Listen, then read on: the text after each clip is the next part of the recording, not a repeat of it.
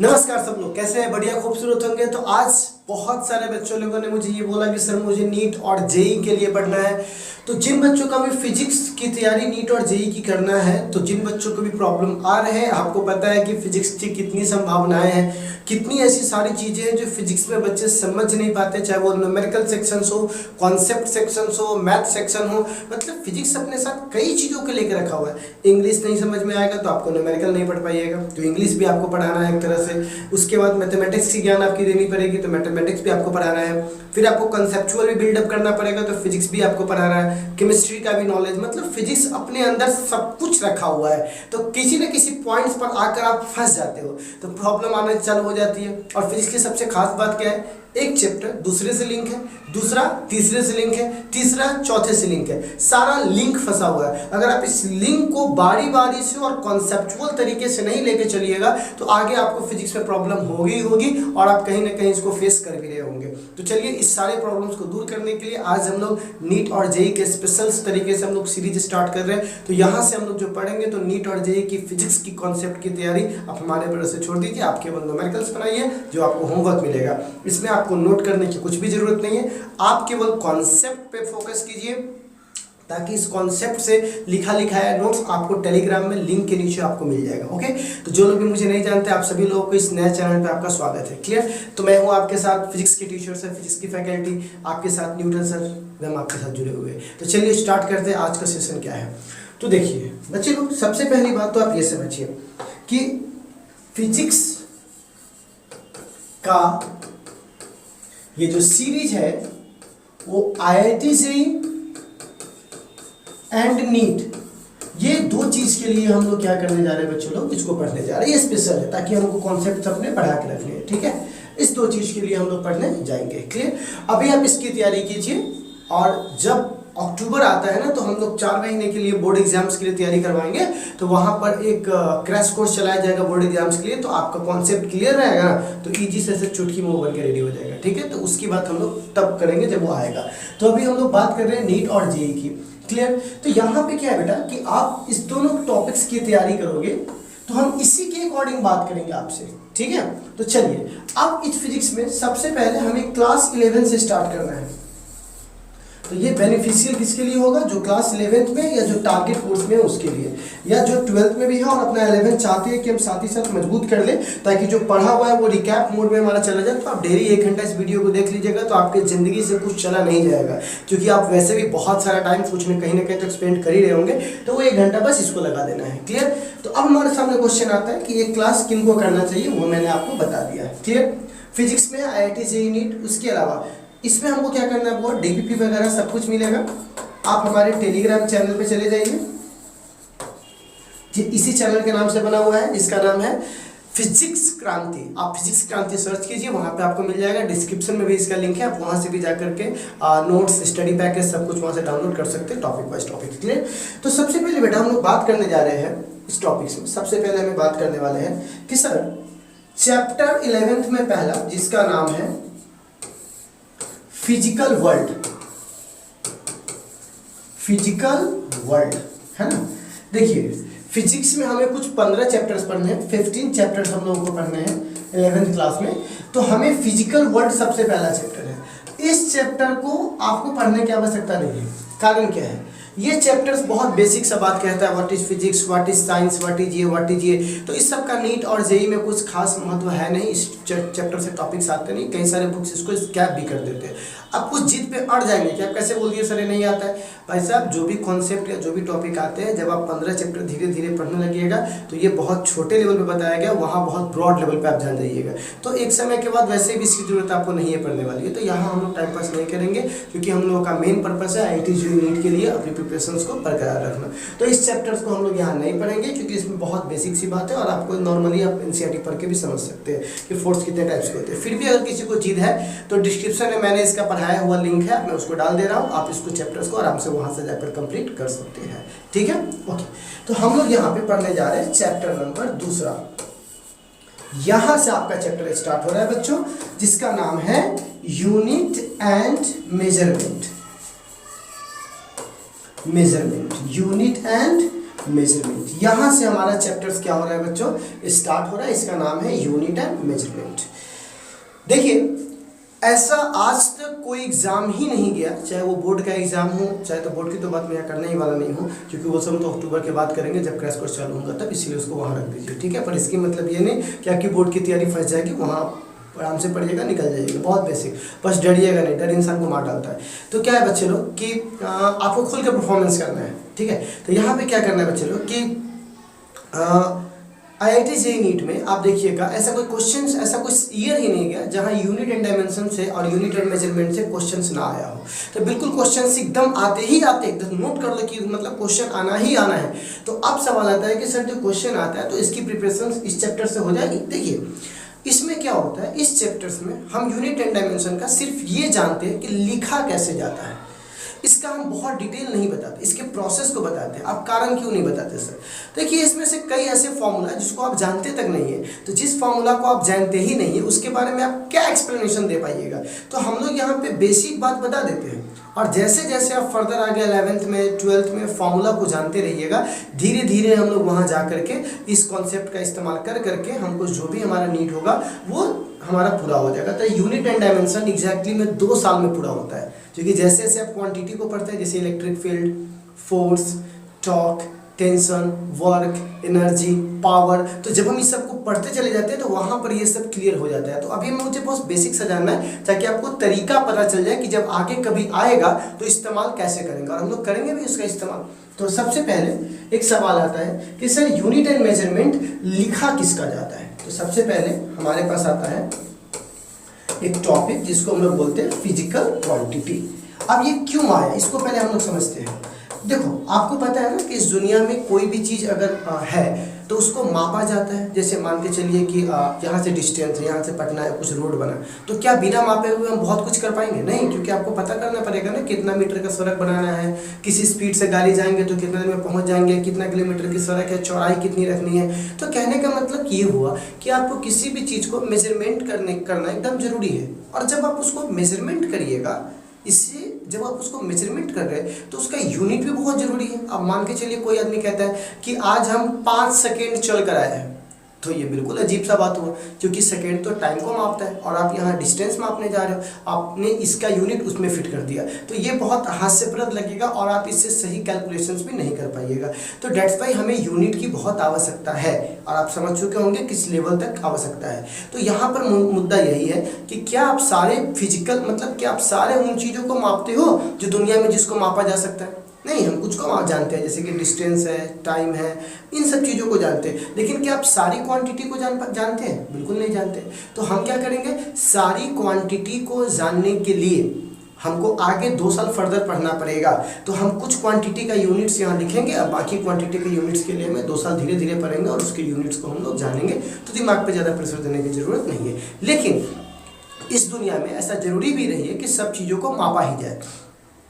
हम किसी किसी चीज़ को मापते हैं, पर कुछ ऐसी भी चीज़ें हैं जिसको हम माप नहीं सकते। जैसे समय को हम माप सकते हैं, एग्जैक्टली माप सकते हैं, जैसे 4 घंटा, 2 घंटा, 3 घंटा, बिल्कुल माप सकते हैं। अच्छा, क्या आप डिस्टेंस को माप सकते हैं? बिल्कुल माप सकते हैं, 5 किलोमीटर, 10 किलोमीटर, 20 किलोमीटर। क्या आप उसके बाद मास को माप सकते हैं? बिल्कुल माप सकते हैं। क्या आप इलेक्ट्रिसिटी को माप सकते हो? बिल्कुल माप सकते हैं। पावर को माप सकते हैं? बिल्कुल माप सकते हैं, सबको मापते हैं, पास्कल वगैरह सबसे। लेकिन क्या आप हैप्पीनेस को माप सकते हो? खुशी, आज मैं कितना खुश रहा? ऐसा नहीं, ऐसा होता तो सब आदमी सब में इंजेक्शन एक लेकर आता है कि हाँ खुशी मापने का ये क्या है, थर्मामीटर है, सबके अंदर डाल के चेक कर लेता है कि मेरे रोने पर कितना लोग खुश है।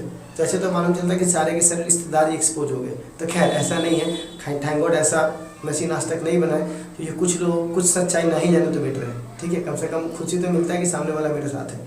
तो खैर सवाल यहाँ पर क्या है कि मैं बात कर रहा हूँ कि हर क्वांटिटी में दुनिया के हर ऐसी चीज़ है जिसको मापा नहीं जा सकता है। कुछ क्वांटिटी को माप सकते हैं, कुछ क्वांटिटी को नहीं माप सकते। तो जिस क्वांटिटी को आप माप सकते हो, मेजर कर सकते हो, मेजरमेंट कर सकते हो, उस क्वांटिटी को हम लोग बोलते हैं बच्चे लोग फिजिकल क्वांटिटी। क्या बोलते हैं बच्चों? Physical quantity. तो यहाँ पे कुल मिला के बात ये हुआ कि जिस क्वांटिटी को क्या किया जा सकता है,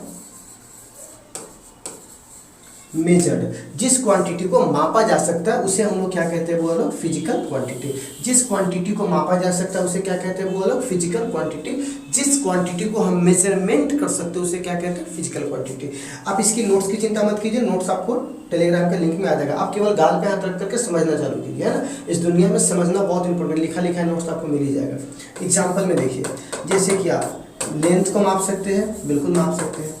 आप करेंट को माप सकते हैं, बिल्कुल माप सकते हैं। मेरी राइटिंग थोड़ी खराब है, फर्स्ट टाइम है ना, दैट्स वाई मतलब डिजिटल वर्ड पे ज़्यादा एक्सपीरियंस हुआ नहीं हमारा।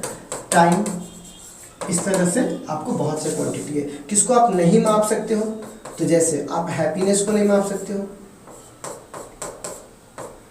Happiness, sadness, fever. क्या फीवर को माप सकते हो, बुखार को कहिएगा मापते तो है नहीं, आप टेम्परेचर मापते हो बॉडी का, फीवर नहीं मापते हो, ठीक है। इसके बाद बहुत सारी ऐसी चीज़ें जिसको हम माप नहीं सकते हैं। तो आई थिंक आप इस लेक्चर से समझ गए होंगे कि फिजिकल क्वांटिटी क्या है।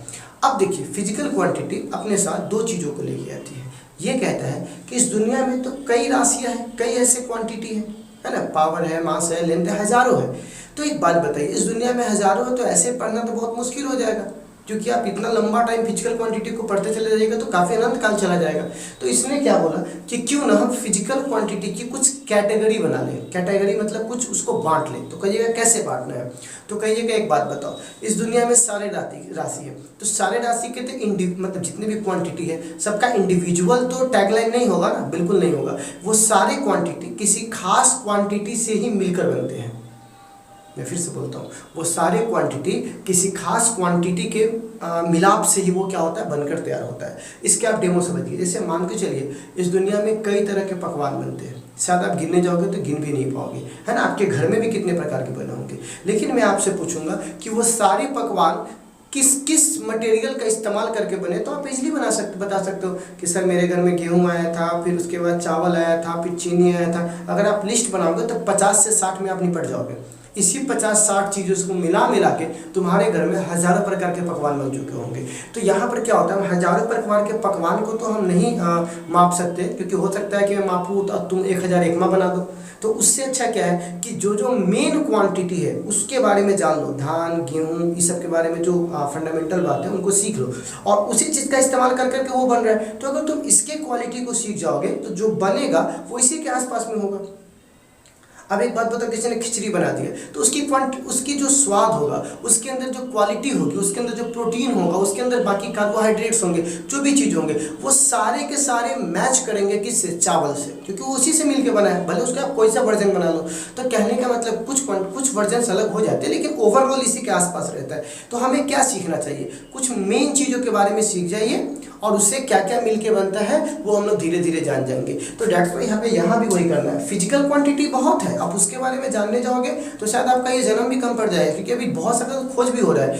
तो कहने का मतलब जिन जिन क्वांटिटी से ये मिलके बना है उसको जान लीजिए, ठीक है। तो जिन क्वांटिटी से मिलके बना है उसको बोलते हैं बेसिक क्वांटिटी, मतलब उसी से बाकी का निर्माण हुआ है। और जो बाकी है उसको बोलेंगे ड्राइव क्वांटिटी। आप कहिएगा 1 मिनट रुक जाइए, थोड़ा और लेक्चर दीजिए। तो इस पर मैं बिल्कुल दे रहा हूँ, थोड़ा सा रुक जाइएगा। तो यहाँ पे मैं कहता हूँ कि फिजिकल क्वांटिटी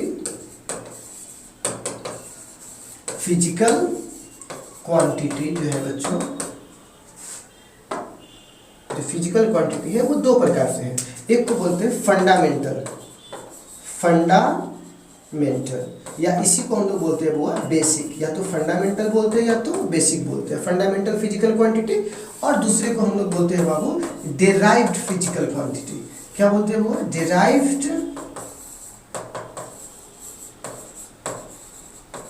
फिजिकल क्वांटिटी। कहने का मतलब कि यह, इसको फंडामेंटल बोलते हैं या बेसिक बोलते हैं। देखिए, कहने का कुल मतलब ये निकला कि यह अपने मान के लिए इंडिपेंडेंट है, मतलब किसी दूसरे पे डिपेंड नहीं कर रहा है, लेकिन यह अपने मान के लिए दूसरे पर डिपेंड कर रहा है। अब पहले तो इसके नाम का मतलब को समझिए। फंडामेंटल का मतलब होता है कि जो स्वतंत्र हो, जो सबको, मतलब सब चीज़ में ये विद्यमान होता है। जैसे आप कहते हैं ना कि ये हमारा फंडामेंटल राइट्स है, मतलब वो सबको प्राप्त है। जो सबको प्राप्त है उसको बोलते हैं फंडामेंटल, जो सब में सबके लिए है। तो ये फंडामेंटल, जितने भी क्वांटिटी है सब में क्या पाया जाएगा, यही पाया जाएगा। तो ये हमारा क्या कहलाएगा, फंडामेंटल क्वांटिटी। और ये डिराइव नहीं बोलते, इस फार्मूला को ड्राइव कीजिए, ड्राइव मतलब होता है व्युत्पन्न, हिंदी में कहते हैं, पर उसका मतलब होता है कि उसको आगे बढ़ाना, एक को जोड़कर दो को जोड़कर, मतलब दो फार्मूला को जोड़ जोड़कर तीसरा बनाना। तो ये क्या करता है, इसको जोड़ जोड़कर नींव का निर्माण करता है। मतलब इसको इसमें से चुरा लेगा और एक नया बना लेगा। जैसे मैं एक डेमो बताता हूँ, लेंथ और टाइम, है ना। तो ये लेंथ इसके लिए अलग है, टाइम इसके लिए अलग है, ये इंडिपेंडेंट है, ये किसी पे डिपेंड नहीं करता। लेकिन जब मैं बात करूंगा स्पीड का, तो स्पीड बराबर क्या होता है बच्चों, स्पीड बराबर होता है लेंथ बट्टे टाइम, लेंथ बट्टे यानी डिस्टेंस अपन टाइम। तो देखिए ये डिराइव ने क्या किया, अपने स्पीड के लिए किस पे डिपेंड किया, इस भाई साहब से चुरा लिया, बोला कि लेंथ हमको दे दीजिए, टाइम हमको दे दीजिए, और इस दोनों को मिला करके एक नया ही क्वांटिटी बना लिया, स्पीड।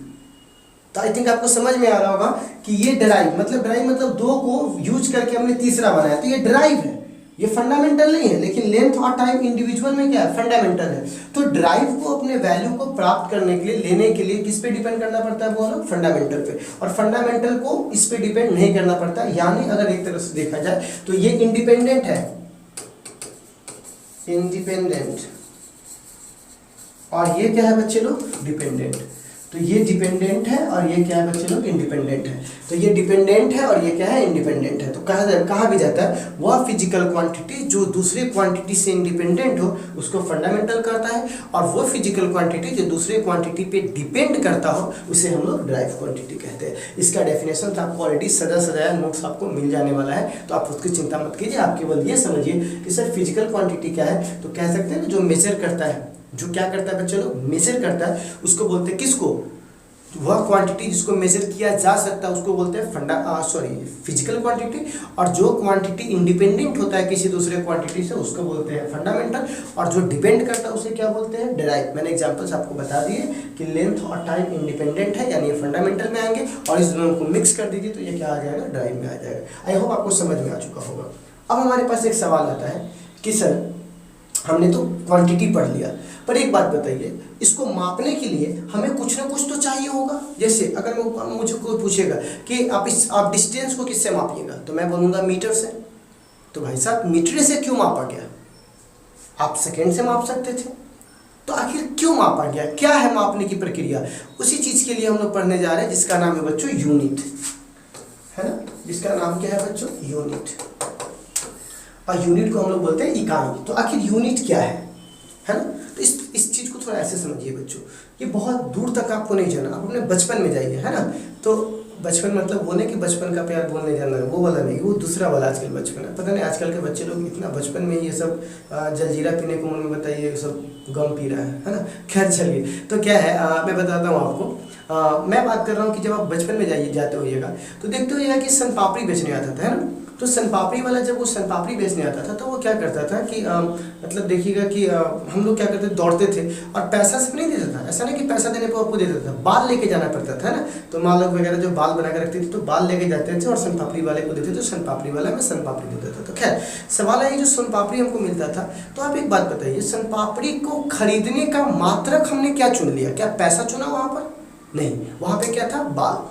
उसके बाद आप गांव वगैरह में जाते होंगे तो एक चीज़ और देखते होंगे कि जब कोई मूढ़ी बेचने वाली आती थी, है ना, तो उसको धान देते थे, पैसा नहीं देते थे, धान। तो धान के बदले 1/4 करके उसका मूढ़ी वापस कर देता था। तो कहने का मतलब वहाँ पे मूढ़ी का मात्रक क्या हुआ, धान। अब जाइएगा गांव में तो ईंटा से ही क्या करता है, घिउरा वगैरह तोल देता है, तो वहाँ पे मात्रक क्या हुआ, ईंटा हुआ। तो मात्रक का बेसिक मतलब यही होता है, लेकिन दिमाग में फिट हो चुका है कि मीटर है, किलोमीटर है, यही सब नहीं, ऐसा कुछ नहीं है। मात्रक का मतलब होता है तुम कोई भी चीज को मापो, लेकिन एक मानक मतलब जो मानकर, अपने मन से मानकर कुछ चुन लिया, उसी कुछ हम लोग बोलते हैं मानक, उसी को बोलते हैं यूनिट। नहीं समझे, फिर से समझाते हैं। जैसे मान के चलिए तुम्हारे घर में कोई आटा मांगने आए, तो आप क्या किए, एक कठौता लिए, उस आटा से उसको लिए और उसको वापस कर दिए। तो अब बताइए, तुमने कठौता को माना कि यही मापने का मात्रक है, और जब वो देगा तो उसी छोटे से टोकरी से आपको वापस करेगा जिससे आपने उसको दिया। तो आपने आपस में मेजरमेंट चालू कर दिया। उस दौरान आपने किसको मानकर मेजरमेंट किया, उस कठौते यानी उस टोकरी को मान करके, तो आपका मात्रा क्या हो गया, वो कठौता हो गया। तो जिस चीज को भी तुम मानकर जो अपना मापन चालू कर देते हो, उसी चीज को हम लोग बोलते हैं वो यूनिट। अब जैसे कि आप देखो, गांव में आप पहले सुनते होइएगा, खेत वगैरह नपाता है तो वो लघी से नपाता है, है ना, वो कोई मीटर वगैरह का इस्तेमाल पहले नहीं करता था, लगी करता था ना, तो 1 लगी 2 लगी, तो लगी तो समझते होंगे बांस का, तो वो उसको काट लेते थे और उसको मान लेते थे कि 1 लगी हो गलो, फिर 2 लगी हो गलो, फिर 3 लगी हो गलो, तो एक मानक मान लिया उसको, और उसी का इस्तेमाल पूरा गांव करने लगा, पूरा एरिया में होने लगा। तो कहने का मतलब ये होना चाहिए बेटा कि जो यूनिट है, जो हमारा यूनिट है वो क्या होना चाहिए, पहले तो मानना होना चाहिए। तो मानने को हम लोग बोलते हैं मानक, और मानक को बोलते हैं स्टैंडर्ड। क्या बोलते हैं वो, स्टैंडर्ड। तो सभी फिजिकल क्वांटिटी को, ऑल फिजिकल क्वांटिटी, सभी फिजिकल क्वांटिटी को, ऑल फिजिकल क्वांटिटीज को नीड होती है, जरूरत होती है। नीड मतलब जरूरत, किस चीज का, मेजरमेंट करवाने का, सॉरी, हर फिजिकल क्वांटिटी को जरूरत होती है कुछ स्टैंडर्ड का, कुछ स्टैंडर्ड का। किस चीज के लिए उसको स्टैंडर्ड चाहिए, तो मेजरमेंट के लिए। आप किसी चीज को मापते हो तो कुछ स्टैंडर्ड चाहिए ना, बिना स्टैंडर्ड के आप कैसे किसी चीज को माप दोगे। जैसे आपको दूध मापना है, तो दूध मापने के लिए लोग जानते हैं निहार का डब्बा लेके आता था, डब्बा में लगा, पहले मापने नहीं, पहले डब्बा होता था, तो उसको मापने को उसने डब्बा को मानक माना, यानी स्टैंडर्ड माना, तभी वो दूध मापा जा सका। तो क्या मैंने क्या बोला कि सभी फिजिकल क्वांटिटी को नीड है, जरूरत है, किस चीज की, सम स्टैंडर्ड का, कुछ स्टैंडर्ड उसको चाहिए, कुछ मानक चाहिए, किस चीज के लिए, मेजरमेंट के लिए। उसी चीज को हम लोग क्या बोलते हैं बच्चों, यूनिट। क्या बोलते हैं बच्चों, यूनिट। इसका लिखा फॉर्म आ जाएगा, पहले आप इसको समझिए कि सभी फिजिकल क्वांटिटी, सभी बच्चों को देखते हैं लिखने के पीछे पागल है, पहले समझ, साइंस समझने का चीज है, समझा हुआ रहेगा तो अपने बातों को दूसरे तक पहुंचाने के लिए परिभाषा की आवश्यकता पड़ती है, तो पहले समझ तो ले। सभी फिजिकल क्वांटिटी को क्या चाहिए, वो नीड चाहिए। किस चीज की नीड है, स्टैंडर्ड का। क्यों नीड है स्टैंडर्ड का, क्योंकि उसको मेजरमेंट करना है, इसी को हम लोग क्या बोलते हैं बच्चों लोग, यूनिट। अब सवाल आता है कि एक बात बताइए, क्या ये जो खरीद माप चल रहा है, जो ये मेजरमेंट चल रहा है, वो आज से चल रहा है या बहुत पुराने सालों से चल रहा है, तो बहुत सालों से चल रहा है। तो पूरी दुनिया ने क्या किया बच्चे लोग, बहुत सालों से चल रहा है। तो अब सवाल आया कि फिजिकल क्वांटिटी तुम माप किस कर रहे हो, जरा ये बताओ तो। तुम ये मेजरमेंट कर रहे हो तो किसको कर रहे हो, फिजिकल क्वांटिटी का मेजरमेंट कर रहे हो। तो आप बताइए खुद फिजिकल क्वांटिटी कितने प्रकार का है, तो मैंने बताया ना फिजिकल क्वांटिटी 2 प्रकार का, एक को बोलते हैं फंडामेंटल, एक को बोलते हैं ड्राइव। तो बताइए फिजिकल क्वांटिटी कितने प्रकार के हैं, 2 प्रकार के हैं। तो यूनिट, क्योंकि देखो यूनिट किसको मापता है, फिजिकल क्वांटिटी को। फिजिकल क्वांटिटी ही 2 प्रकार के हैं, तो बताइए यूनिट कितने प्रकार के होंगे, वो भी 2 प्रकार के होंगे ना, ऑब्वियसली सी बात है, क्योंकि फिजिकल क्वांटिटी को मापता है यूनिट, और यूनिट जब माप रहा है फिजिकल क्वांटिटी को, तो फिजिकल क्वांटिटी है 2 तरीके के। तो यहाँ पर बताइए यूनिट भी कितने प्रकार के होंगे, 2 प्रकार के। तो हमारे पास जो यूनिट्स है यहाँ पर वो 2 प्रकार के हैं हमारे पास। तो यहाँ पर हम लोग यूनिट का बंटवारा करते हैं कि यूनिट कितने प्रकार के हैं, 2। एक को बोलते हैं फंडामेंटल यूनिट, क्योंकि उसका नाम था fundamental physical quantity, fundamental unit. इसको क्या बोलेंगे, इसको बोलेंगे डिराइव्ड यूनिट। एक को बोलेंगे फंडामेंटल यूनिट, एक को बोलेंगे डिराइव्ड यूनिट। फंडामेंटल यूनिट क्या होता है, बहुत बेसिक सा डेफिनेशन है, देखो बहुत सिंपल है। जो फंडामेंटल फिजिकल क्वांटिटी को मापे, मैंने बोला ना फिजिकल क्वांटिटी 2 प्रकार के होते हैं, तो एक जिसको इंडिपेंडेंट होता है, दूसरा जो डिपेंडेंट होता है। तो अगर जैसे लेंथ था, टाइम था, तो यहाँ देखिए लेंथ और टाइम को मापने के लिए भी तो मात्रक चाहिए। जैसे लेंथ को तुमने मीटर से मापा, टाइम को तुमने सेकेंड से मापा, तो ये सेकेंड और ये मीटर कौन सा यूनिट कहलाएगा, फंडामेंटल यूनिट। और इसको मापने के लिए मीटर पर सेकेंड, तो इसको तुम क्या बोलेंगे, ड्राइव यूनिट। फिर से समझो, लेंथ को मापे किससे, मीटर से, टाइम को मापे किससे, सेकेंड से। तो अब तुम यूनिट का इस्तेमाल कर रहे हो, तो ये दोनों यूनिट कौन सा यूनिट कहलाएगा, फंडामेंटल यूनिट, क्योंकि ये किसको माप रहा है, फंडामेंटल क्वांटिटी को। और मीटर पर सेकेंड यह किसको माप रहा है, ड्राइव क्वांटिटी को, तो ये क्या कहलाएगा, ड्राइव यूनिट। तो दैट्स व्हाई हम यहाँ पे कह सकते हैं कि फंडामेंटल यूनिट किसे बोलेंगे, तो जो यूनिट, ठीक है ना, वह यूनिट जो मेजर करता है किसको मेजर करता है, फंडामेंटल फिजिकल क्वांटिटी। वह यूनिट जो मेजर करता है किसको, फंडामेंटल फिजिकल क्वांटिटी को। और वह यूनिट जो मेजर करता है डिराइव्ड फिजिकल क्वांटिटी को। किसको मेजर करता है, वो डिराइव्ड फिजिकल क्वांटिटी को। कौन सा क्वांटिटी को? ड्राइव फिजिकल क्वांटिटी को। उसे क्या बोलेंगे वो वाला? Drive unit. मैं अगर एक बार बहुत सिंपल तरीके से बात करूं आपसे तो मैं थोड़ा सा आपको समझाना चाहूँगा। मैंने अभी सबसे पहले चैप्टर का नाम क्या बोला? सबसे पहले बच्चों देखिए, चैप्टर का नाम मैंने बोला कि फिजिकल वर्ल्ड हमको पढ़ना नहीं है, क्योंकि ये हमारे सिलेबस में है भी तो बहुत इनफ मात्रा में नहीं है, वो हम लोग आगे धीरे धीरे खुद ही सीख जाएंगे। सेकंड हमको पढ़ना है यूनिट एंड मेजरमेंट, तो जिसमें हमने पढ़ा कि इसकी जरूरत क्यों पड़ी वो हम लोगों ने लेक्चर में सुन लिया। फिजिकल क्वांटिटी आखिर क्या है? तो फिजिकल क्वांटिटी दुनिया में जिस चीज़ को भी मेजर कर सकते हो फिजिकल क्वांटिटी कहलाता है। फिजिकल क्वांटिटी कितने प्रकार के होते हैं? दो प्रकार के होते हैं, फंडामेंटल होते हैं और ड्राइव होते हैं। फंडामेंटल किसे बोलते हैं? तो जिसको जो इंडिपेंडेंट होता है, किस उसके अपने मान के लिए दूसरे पर डिपेंड होने की जरूरत नहीं है। और ड्राइव किसे बोलते हैं? जो डिपेंडेंट होता है। अब बताइए यूनिट, यूनिट क्या है? तो सभी फिजिकल क्वांटिटी को मेजर करने के लिए हमें कुछ स्टैंडर्ड चाहिए, उसी स्टैंडर्ड को हम लोग क्या बोलते हैं? यूनिट।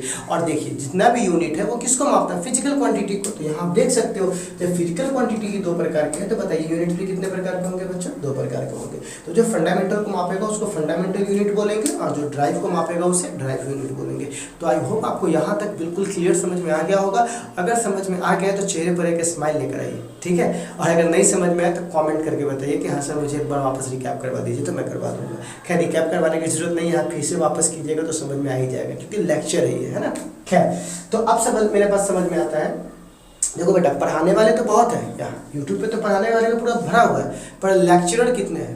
क्योंकि आप एक लेक्चर अगर आपने सुना होगा तो आपको समझ में आया कि लेक्चर किसे कहते हैं। जो बिना कलम उठाए हुए पूरा लेक्चर बिता दे और आपको सेटिस्फाइड मिल जाए, हाँ ये चीज़ ऐसे हो रहा था, उसको बोलते हैं लेक्चरर। लेक्चरर इमेजिनेशन का चीज़ होता है, इमेजिनेशन आपको करवाता है। और जो लिखने वाला होता है उसमें लिखने में सारा आपका टाइम चला जाता है, तो आपकी दिमाग बुद्धि जो लिखने पे रह जाता है। तो अभी लिखना छोड़िए, लिखा लिखा आपको मिल जाएगा, आप केवल फोकस कीजिए कि आपको चीज़ें समझ में आ रही कि नहीं, ठीक है। अब चलिए आगे बात करते हैं। आगे हमारे पास नेक्स्ट लेक्चर